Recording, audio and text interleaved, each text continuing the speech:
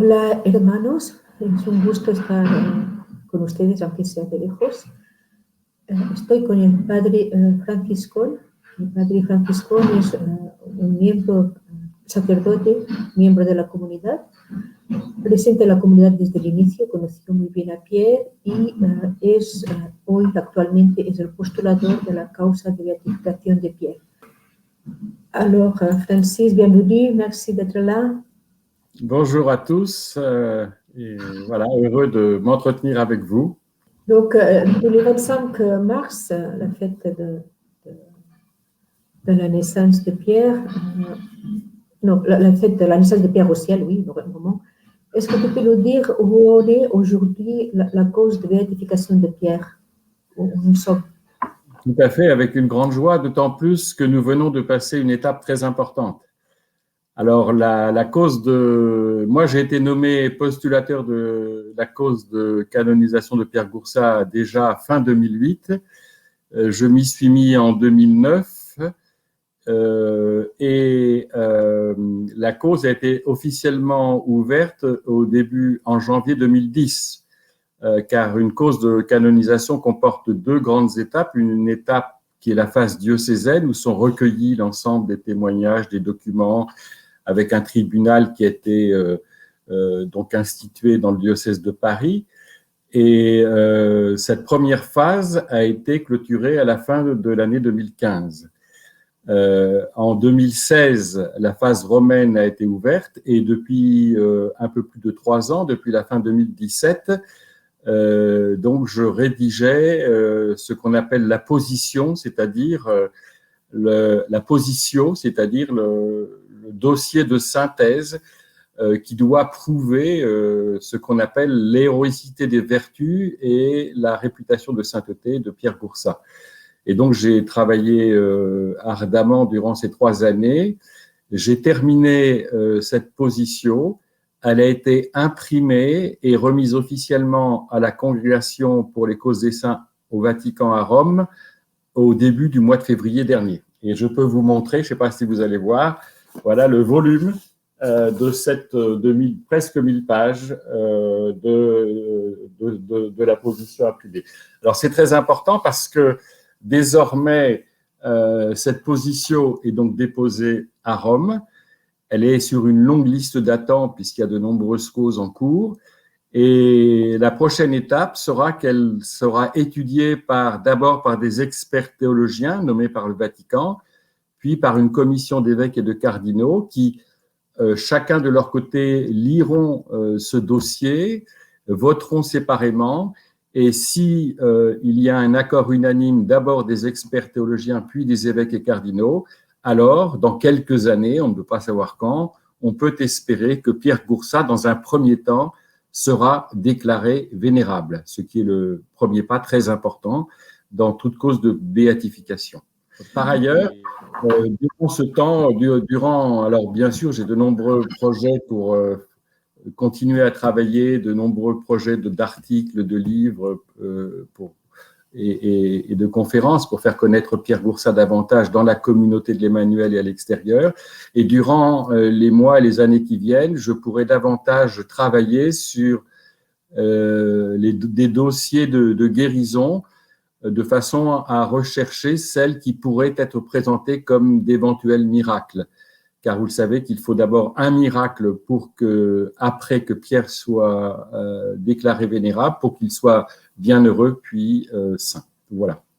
Donc, c'est une étape importante de franchir le mois dernier et c'est un peu en primeur que je suis heureux de vous en faire part. Donc, c'est vraiment une action de grâce pour ce travail qui a déjà commencé. Et aussi, Pierre, on pourrait dire que la communauté est née de la effusion de l'esprit de Pierre de Martine, de cette grâce fraternelle qu'ils ont reçue. Mais tu pourrais nous dire un petit peu comment, au long de sa vie, Pierre a vécu cette docilité à l'Esprit Saint, comment il s'est laissé porter par l'Esprit Saint. Alors effectivement, la vie dans l'esprit est très importante pour tout baptisé et Pierre en avait conscience à une époque où l'Esprit Saint dans l'Église catholique latine n'était pas du tout mis en valeur.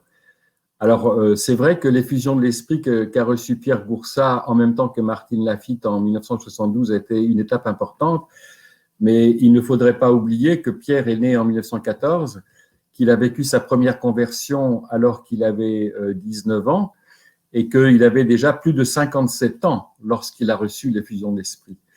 Et précisément, ce que j'essaye de montrer dans ce travail de la cause de Pierre Goursat, qui était très peu développé jusqu'à présent, y compris dans les livres publiés dans la communauté, c'est qu'à mon sens, l'essentiel de la vie de Pierre Goursat et ce qui s'est passé après dans la communauté s'est forgé durant ces 40 années, entre 1933 et 1972, où Pierre a vécu comme un humble laïc, et après sa conversion, bien avant qu'il reçoive l'effusion de l'Esprit Saint, Pierre a pris conscience de son orgueil, il a toujours cherché à vivre dans l'humilité. Il a mis l'humilité en la première place de sa vie et pour servir l'Église. Et alors que plusieurs lui conseillaient de devenir prêtre, il a choisi de demeurer laïque, un humble laïque au service du monde, au cœur du monde, et de se consacrer à la prière, à l'adoration eucharistique d'une part, et à l'évangélisation. Et c'est vraiment dans la prière, je pense, qu'il s'est ouvert à l'Esprit Saint, bien avant qu'il reçoive l'effusion de l'Esprit, l'Esprit dont on disait qu'il était le grand inconnu à ce moment-là. Alors, il est certain que 40 années plus tard, après sa conversion, en 1972, cet Esprit Saint qu'il attendait de tout son cœur ardemment, l'a profondément renouvelé. D'ailleurs, il a vu dans le renouveau charismatique, il a vu tout de suite, en 1971, lorsqu'il en a entendu parler, comme une réponse donnée par Dieu à la prière qu'avait fait Jean XXIII, le pape Jean XXIII, lorsqu'il avait inauguré le Concile Vatican II, et il avait considéré que le Concile Vatican II serait une nouvelle Pentecôte pour l'Église et pour le monde. Donc Pierre a tout de suite vu que c'était très important et dans une grande humilité, il s'est laissé saisir par l'Esprit Saint. Et c'est sûr que toute son expérience de tout ce qu'il a vécu avant, que je n'ai pas le temps de raconter ici, qui est très important, au cœur du monde, eh bien tout cela a été ressaisi par l'Esprit Saint. Il a connu, lui qui était déjà très joyeux, est entré dans une joie plus profonde qui était la joie de l'Esprit Saint. Et sa vie après, et qui a permis d'ailleurs la fondation de la communauté et la façon dont il l'a animé, la très grande sagesse et prudence avec laquelle il a été le modérateur, le responsable de la communauté pendant de nombreuses années, eh bien cela est très marqué par cette docilité à l'Esprit Saint. Pierre était très attentif aux motions de l'Esprit Saint, au fait de ce que l'Esprit Saint lui disait dans la prière. Pierre Goursat priait des heures et des heures le jour, mais surtout la nuit, et c'est là qu'il puisait vraiment son attention, son écoute de Dieu et son ardeur missionnaire. Et Pierre a eu des grandes intuitions dans la prière, et il avait aussi cette humilité qui est le fruit de l'Esprit Saint, de demander l'avis de ses frères, de donner ses idées, d'écouter les autres, et même parfois, lorsque certains lui disaient que son idée n'était pas viable ou ne leur paraissait pas la meilleure, eh bien, il acceptait de prier encore de longues heures et parfois de remettre en cause son idée. Donc, cette liberté, cette docilité à l'Esprit Saint lui a aussi donné une grande liberté. Et ça, tous ceux qui l'ont rencontré ont été marqués par cette grande liberté. Pierre était totalement détaché de lui-même, c'est lié à l'humilité. Il disait toujours aux membres des groupes de prière du Renouveau qu'il ne fallait pas se regarder le nombril, qu'il fallait vraiment regarder le Seigneur et aller vers les autres. Et Pierre Goursat avait un tel détachement de lui-même que cela était un témoignage pour tous ceux qui le côtoyaient, pour tous ceux qui vivaient avec lui. Il avait cette liberté dans l'Esprit Saint était manifeste au sens où vraiment il était le même avec les pauvres qu'il aimait beaucoup. Il a toujours cherché à aider des marginaux, des pauvres, des jeunes en difficulté. Il était le même avec un pauvre ou avec un évêque, quelqu'un de très important. Pour lui, l'important, c'était le Seigneur et de reconnaître Jésus dans celui qu'il avait en face de lui et en particulier dans le pauvre et dans ceux qui souffrent. Donc, une grande liberté dans l'Esprit Saint, un grand détachement de lui-même. Pierre s'est toujours enfoui, ne s'est jamais mis en avant. Il mettait les autres en avant. Et cette liberté dans l'Esprit Saint a aidé les autres, et j'en ai été le bénéficiaire comme beaucoup, à reconnaître finalement des dons et des capacités que Dieu nous avait donnés et dont nous n'avions pas conscience. Donc Pierre vraiment était très humble, et cette humilité est très liée à cette liberté dans l'Esprit Saint et à cette charité envers les pauvres. Quand il dit tout ce que vous avez côtoyé Pierre, ça vous a marqué un petit peu. En plus, toi, tu as vécu avec Pierre, si je ne me trompe pas, au début de la communauté. Alors, qu'est-ce que pour toi ça signifie, cette rencontre avec Pierre, et aussi tout ce travail de postulataire de la cause? Qu'est-ce que pour toi ça t'a apporté? Voilà, alors, comme tu l'as dit, Montse, oui, j'étais un des 5 premiers qui ont fait partie du premier groupe de prière, mais je suis l'un des rares membres de la communauté, non membre de sa famille, qui l'ait connu avant, puisque je l'ai connu en 1969, j'avais juste 20 ans, donc 3 ans avant qu'il reçoive, et j'ai eu l'occasion de le côtoyer, de travailler, de coopérer avec lui dans différents domaines, notamment pour la péniche, lorsqu'il avait acquis la péniche avant le début du renouveau et de la communauté, et j'ai fait partie de ces quelques personnes qui ont commencé avec lui, avec Martine et lui. Nous étions 5 au départ, et de fait, j'ai habité avec lui sur la péniche. J'étais la première personne qu'il a appelé à venir travailler comme permanent à ses côtés. J'ai abandonné mon travail en 1976 alors que j'étais journaliste et économiste, pour venir travailler avec lui quelques années, et cela avant d'entrer au séminaire, parce qu'à ce moment-là, je n'avais pas encore conscience que mon appel était le sacerdoce, et Pierre m'a aidé par son exemple et par son témoignage à prendre conscience de l'appel du Seigneur. Et c'est vrai que cette humilité de Pierre, cette liberté dans l'esprit dont je parlais juste avant, m'a beaucoup marqué. Et le fait d'avoir eu l'occasion durant ces dernières années, puisque ça fait 12 ans déjà que je travaille sur la cause de Pierre Goursat, alors à la fois c'est une chance, je crois, pour moi de l'avoir connu, et ça m'a aidé bien sûr par tous les souvenirs des premières années que j'ai encore en tête, mais aussi ça a été l'occasion, ce travail sur la cause de Pierre Goursat, de faire de nombreuses recherches, d'aller rechercher des documents inédits dans certaines périodes de sa vie, de recueillir de nombreux témoignages dans la communauté et à l'extérieur.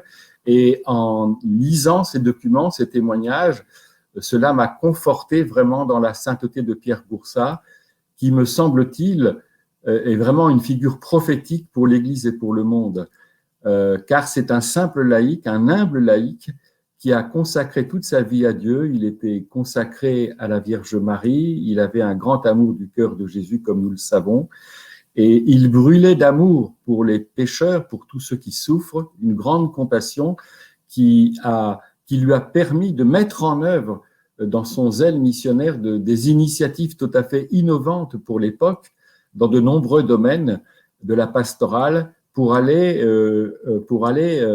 évangéliser ceux qui étaient les plus éloignés de l'Église, et chercher à secourir les pauvres et les personnes en difficulté.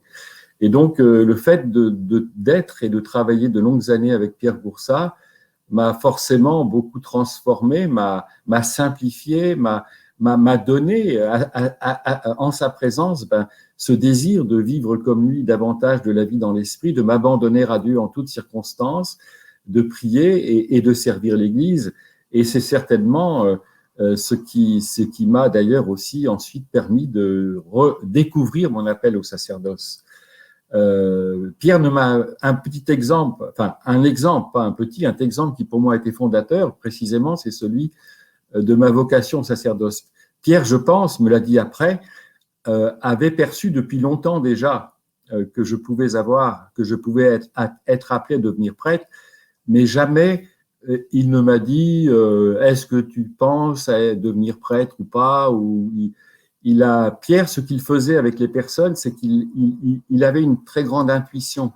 Il avait vraiment un don d'écoute, une passion pour les personnes. Il était très à l'aise dans l'écoute personnelle, dans la relation d'accompagnement personnel. Il a aidé des centaines et des milliers de personnes qu'il a écoutées, il a donné des conseils. Et pour ma part, Pierre, j'étais très engagé donc dans les débuts de la communauté, nous étions très peu nombreux, j'étais quasiment le seul permanent à faire de très nombreuses choses. Et quand il a vu que peut-être ça faisait déjà quelques années que je le faisais, Pierre, plutôt que précisément de me poser la question « Est-ce que tu penses devenir prêtre ?», m'a proposé un service auquel je n'aurais pas pensé parce que sans doute il avait, en parlant avec moi, en me voyant vivre, il avait sans doute aussi vu que j'avais ce désir que lui avait cherché à mettre en œuvre toute sa vie, c'était de servir les plus pauvres et les plus démunis. Et donc Pierre m'a demandé de mettre en œuvre en région parisienne une petite communauté pour accueillir des délinquants, des jeunes prostituées, des jeunes sortis de prison, alors que je n'avais jamais été éducateur de ma vie. Et pendant plus d'une année, j'ai vécu avec ces garçons dans la prière, dans le travail. Et c'est durant cette année, en vivant auprès de cette misère et en cherchant à aider ces garçons et en écoutant le Seigneur, que le Seigneur m'a vraiment fait comprendre que je pouvais lui consacrer ma vie en devenant prêtre. Et c'est après que Pierre m'a dit simplement, quand je lui ai dit « je crois que je vais rentrer au séminaire », il m'a dit « eh bien, je suis très heureux, j'attendais cette décision depuis longtemps ». Vous voyez, donc Pierre m'a mis en position, et il l'a fait toujours pour des responsabilités qu'il m'a données alors que je ne m'en sentais pas forcément capable. Eh bien, Pierre avait, comme il a été malade toute sa vie, avait beaucoup d'idées, beaucoup de force intérieure, mais avait toujours besoin de ses frères et de certains, et il savait discerner en chacun ce que chaque frère ou sœur pouvait lui apporter. Et c'est ainsi, entre autres, c'est un exemple parmi beaucoup d'autres qui m'a marqué, bien sûr, celui de ma vocation sacerdotale, où Pierre a été très important, mais c'est vrai dans de nombreux domaines de ma vie.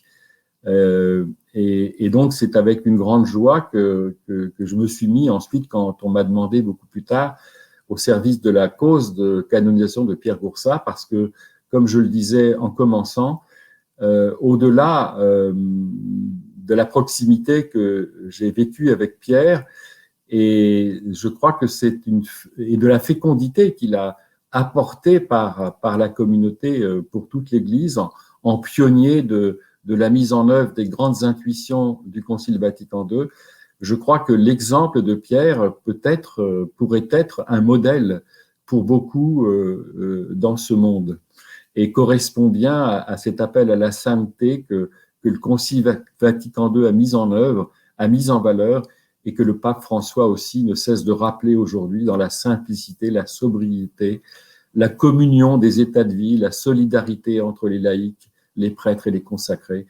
Toutes ces intuitions et beaucoup d'autres que Pierre a non seulement comprises avant d'autres, mais qu'il a mises en œuvre, qu'il a mises en pratique.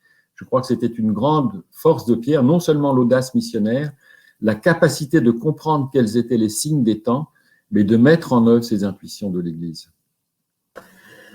En tout cas, merci beaucoup, Francis, pour ton temps. Merci de nous donner à connaître encore un peu plus Pierre, et aussi merci de te connaître toi encore un peu plus aussi. C'est une grande joie, et je vous souhaite une bonne fête de l'Annonciation et de l'anniversaire de l'entrée au ciel de Pierre Goursat en ce 25 mars.